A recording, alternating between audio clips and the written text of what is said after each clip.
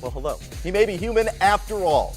In the midst of a sports science-driven epidemic where rest is carved out of an 82-game schedule, tonight in Game 81, Russell Westbrook will sit for the very first time this season. Regardless of where you have Westbrook in the MVP debate, when compared to many of his peers' approach to each game and to each possession within each game, you can't argue the fact Russ is a freak. The new record holder for triple-doubles in a single season, as well as this year's scoring leader, has stated many times before that he never gets tired. He doesn't need that rest. But we think we may have figured out how Russ finally wore himself out. Go back to Sunday's record-setting performance in Russell Westbrook in Denver, going for the win. You betcha! And then watch the celebration by Westbrook.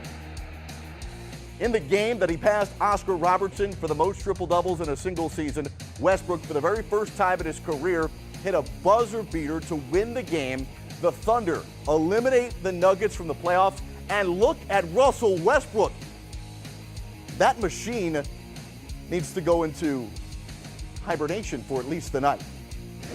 Out in Minnesota, where Russell Westbrook won't play but was just warming up behind Dennis Scott a few moments ago, we go to Target Center. 3D, how much of a fight did Russell Westbrook put up? Did they need to get this whole security team to sit him down and say, hey, Billy Donovan's telling you to sit, you're not playing?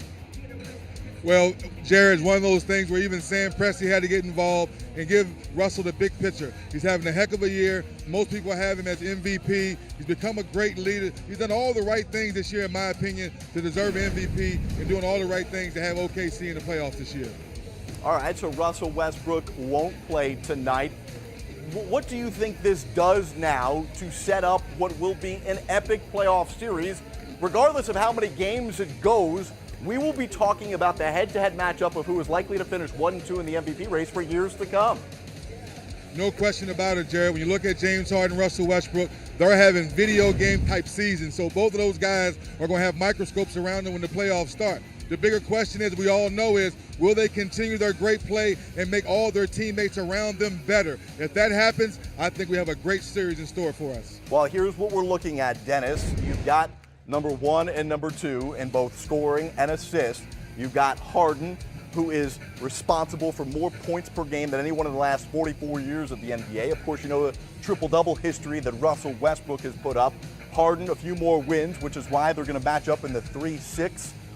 When you look at this matchup, Dennis, head-to-head, what do you think, who do you think has the advantage?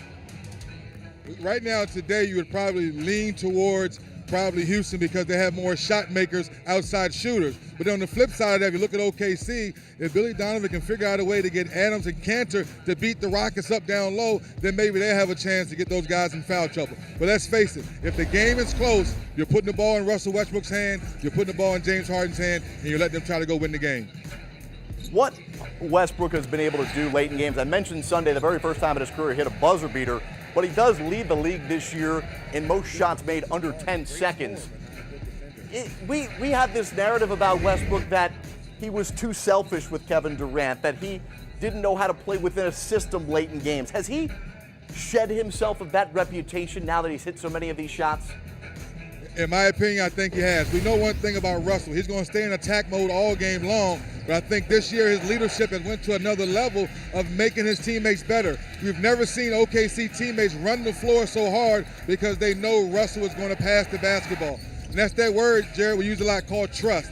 I think the trust factor with Russell Westbrook, sharing, being a better leader, has come to fruition this season for Russell. It's like how you and I trust all of our crew to get us on the air each and every night, Dennis, right? Every night, no matter what happens, we never panic, because here we are, baby. Here we go, 10 before tip number 2. What's buzzing today around the NBA? The 14-game win streak might be over, but the Bay Area chemistry is going strong. Just ask them. No, after 16, 6 threes, 28 points. I guess I don't make him worse after all. Came out tonight and shot the ball extremely well, got us going on the offensive end. It looks like we can play together. All right, a little tough to hear there from Kevin Durant, but basically shoving it in the face of anybody who said that he would ruin the chemistry by coming back to a team that hit its peak without him. Hey, Jared, when the story started trying to catch some legs or get some wheels, if you will, I said, people are crazy. Durant's fine. He has to get healthy. Steph Curry and Klay Thompson reminded us why they're still the best backcourt in the NBA. They went on that hot streak, and now you're bringing back a former MVP that plays the game at a high level. And let's face it, people forget before the injury, Kevin Durant was part of the MVP conversation of being so efficient and the most blocks he's ever had in his career. So all you naysayers, I think Kevin Durant and the Warriors are going to be okay. Well, yeah, they should be, right? No Klay Thompson last night. I like how they're scattering this, right? As opposed to some other teams throughout the year who've sat all their stars at once, kind of getting everybody a rest here and there. And tomorrow night we'll see that again with Draymond and Iguodala. That's a good approach, isn't it, Dennis?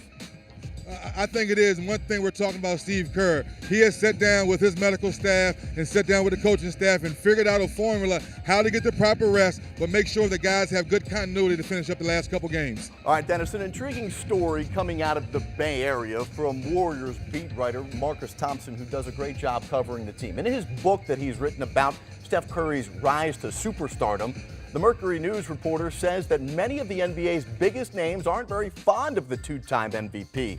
Thompson wrote that Curry leapfrogged a whole lot of people, adding that nobody ever anointed other stars the way Curry was. The story cited the names of LeBron James, Russell Westbrook, and Chris Paul among those who don't like Curry. Well, Dennis, if this story is indeed true, those are some of the biggest names this game has to offer. Why would players not be very fond of Steph Curry? I don't know, and I would like to, go a little deeper with this story. I did read the article. It didn't make a whole lot of sense to me because people forget Steph Curry's first couple years, one ankle had 2 surgeries, the other ankle had 1 surgery. He got the short contract because no one believed he was strong enough, and then he worked on his game, took care of his body, and then basically been shooting the blood out of the basketball the last 3 or 4 years. And now we're going to start hating on Steph Curry. He's doing all the right things. He works hard. He's got great sponsors that support him. I don't understand where the story's coming from. I think it's maybe nitpicking a little too much because the man's having another good year quite a factory. Let me give you my thoughts here on this one. Later on, we're going to talk about jersey sales and how popular Steph Curry is once again. We've seen the All-Star votes, how popular Steph Curry is. I think to the guys who aren't like you, who didn't get paid to play basketball, the guys like me, who when I stand next to Steph Curry, I kind of look like him. I'm the same height as him, right? I can envision myself being in that spot. That's tough to do with you, Dennis, who's 6'7", 6'8". Maybe is there a little jealousy that the NBA players think there should be a prototype of what a professional basketball player should look like, and maybe Curry doesn't fit that mold?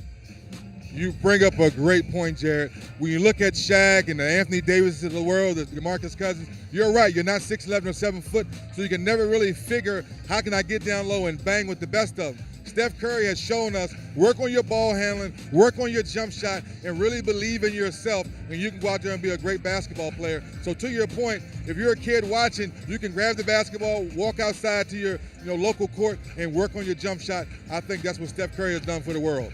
And let's remember, too, Steph Curry didn't enter the league and become an MVP, right? Remember his 4th year in the league? One of the most controversial omissions from the All-Star game ever in his 4th season.